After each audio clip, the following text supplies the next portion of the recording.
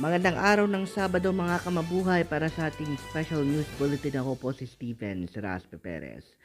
Record-breaking na agad ang pasok ng mga achievements para sa simula at wakas era ng SB19 kahit na ito ay isang concept trailer pa lamang.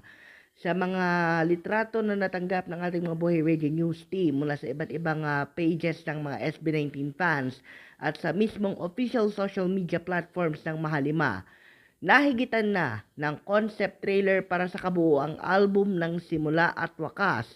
Ang trailer naman para sa pagtatag extended play album noong pang Mayo 2023. 12.5 oras lamang inabot ang Simula at Wakas concept trailer bago nito naabot ang 2.5 million streams sa X o kung tawagin dati ay Twitter.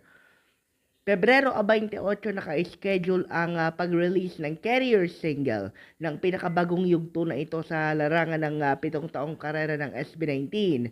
At ang kabuuang detalye niyan ay matutunghayan nyo po sa aking isa pang full-length report na inyong matutunghayan sa pamamagitan ng ating social media platforms. Facebook.com/Mabuhay Radio Japan Worldwide, aming YouTube channel Mabuhay Radio Japan Worldwide, aming TikTok account at Japan Mabuhay Radio, at sa aming website www.mabuhayradiojapanworldwide.com.